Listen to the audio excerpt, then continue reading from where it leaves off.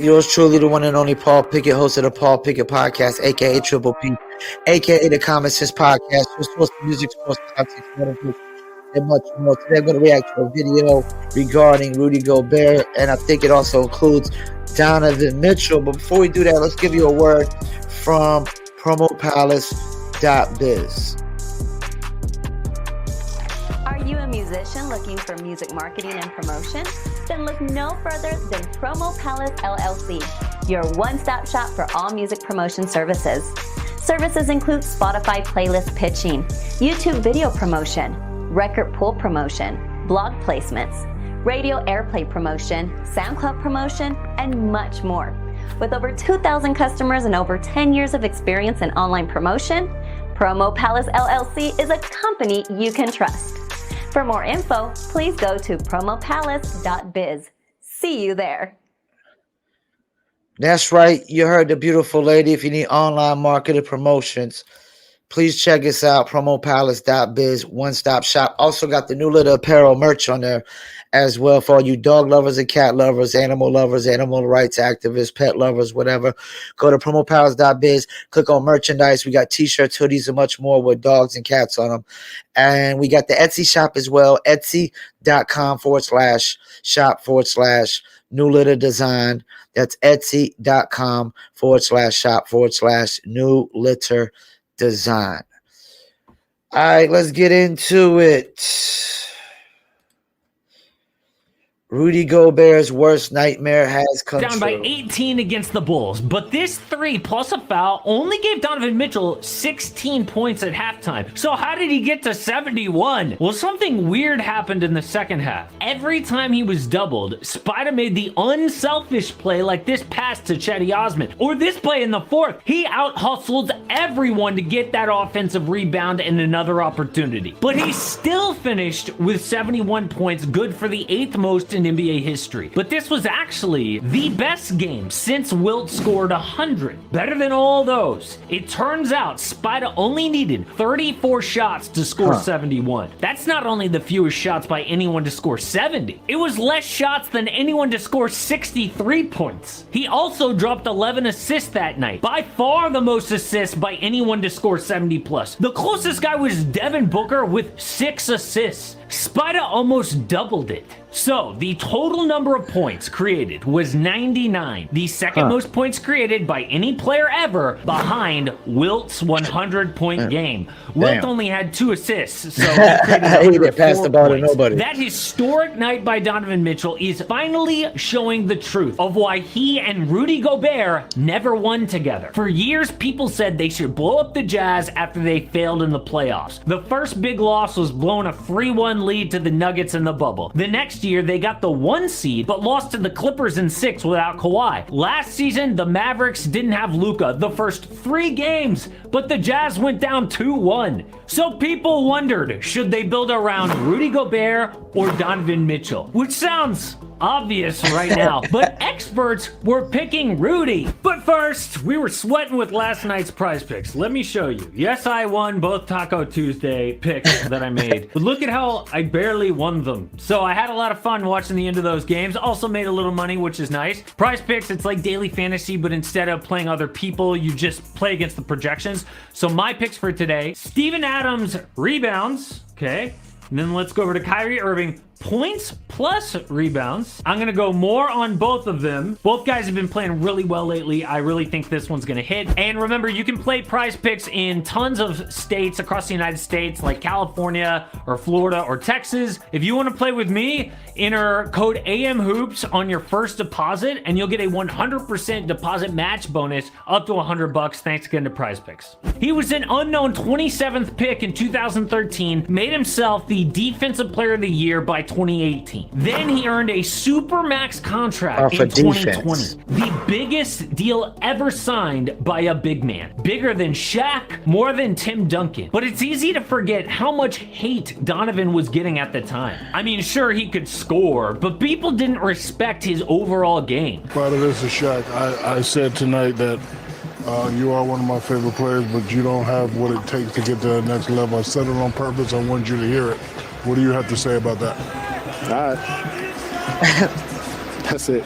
A report came out that That's Rudy right. Gobert told the Jazz I know that's front office, right. you need to pick between me and Donovan Mitchell. That's what a player says when he thinks he's the superstar. But sure enough, a team was willing to pay for Rudy like he was Kevin Durant. The Timberwolves traded the equivalent of 4 players and 5 first-round picks. But it turns out that was a huge mistake. Yep. The Wolves just lost 6 in a row, including the awful Pistons, who were playing mostly backups. As the highest paid player on the court, Rudy randomly fumbled the ball out of bounds in the fourth, which pretty much sums up his skills on offense. Rudy! But now his defense is questionable. Rudy is having arguably his worst season since his rookie year, averaging about 1 block per game with horrible chemistry. The Wolves overpaying for him shows why some teams just stay bad forever. They remind me of a guy who gets like a really good job and then goes out and buys a super expensive car. He has no idea if he's gonna keep that job. He should save some money. But oh no, he's gotta go out and impress everybody. Then he loses the job, has to return the BMW, and is now broke.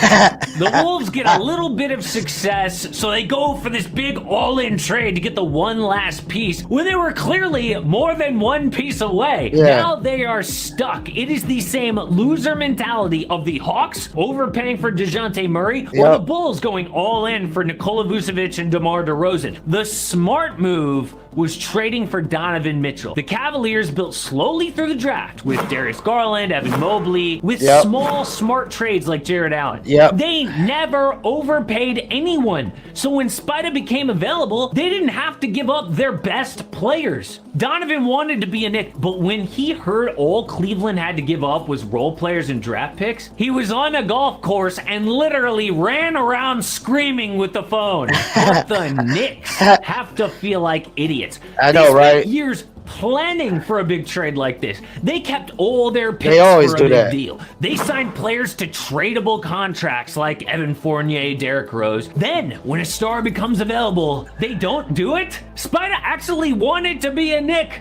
When does that happen? He is from the area and was perfect. But they tried to play games with the Jazz. Utah wanted draft picks, RJ Barrett. Then New York signs RJ Barrett to a huge extension, taking him off the table. Then a report said, oh well, Utah would do it for picks and Quentin Grimes. But the Knicks refused to include it. Other people say it was the amount of picks. Utah obviously valued draft picks. That's why they got 5 in return for Rudy Gobert. But the Knicks were only willing to give up 2 unprotected for Spida. Whatever it was, the Knicks thought that they had all the control. Then bam, the Cavs swooped in and stole the trade. Oh, New York got Jalen Brunson, which is nice, but let's be honest, he's not Donovan Mitchell. But even if Spida was disappointed not to go back home, he never even hinted a bad attitude about his new team. And NBA players do not historically love Cleveland. You like it? You think Cleveland's cool? I mean, I never heard anybody say I'm going to Cleveland on vacation. Me neither. What's so good about Cleveland? But when you compare Donovan Mitchell to Rudy Gobert, it tells you cannot build your Nobody ever team said I'm going to around Cleveland on defensive vacation. players. That has never worked in the NBA since Bill Russell in the 1950s, literally. But especially now when offense is exploding. In fact, when Spida scored 71, a ton of other guys went off. It was the 3rd time in 11 days 5 players scored 40 plus the same night. Before this year, that has happened 4 times in NBA history. Let me say that again. In 11 days, 5 guys scored 40 plus the same night. But the 75 years before, it had only happened 4 times? Why is offense exploding right now? I think it's happening for 3 main reasons. Number 1 is talent. It's at an all-time high. The game is more global than ever before, which expands the talent pool outside the US. The last 4 MVP trophies have been handed out to European players. It's the perfect time to expand the league, by the way, to 32 teams, because I don't think the talent would be watered down. I mean, we used to have teams like the 2012 Bobcats who won 7 games with a bunch of G League players. The second reason... Hold up. Pump the brakes, man. I'm from North Carolina. You can't be talking about my Bobcats. Let's go. is rules on defense. In the 90s, players could hand check. Now, guys cannot use their hands, which makes it almost impossible against this offensively talented generation. And the third thing is threes. Teams started to copy Golden State, and now, Everybody you don't even have to be a star to be a good three-point shooter, except for a man named Zion Williamson. He is finally having a season like we all hoped he would, and the Pelicans are at or near first place. But if they somehow win a championship, somebody the media hated on even more than Zion will be an all-time NBA great. Check it out.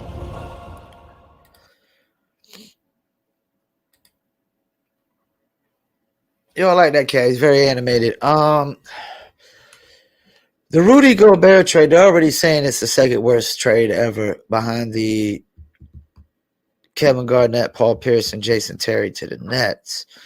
And Danny Ainge was involved in that trade with Boston and the Nets.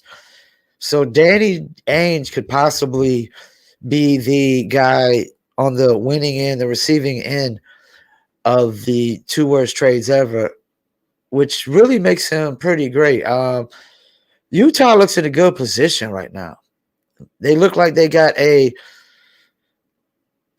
legit all-star in Lauri Markkanen.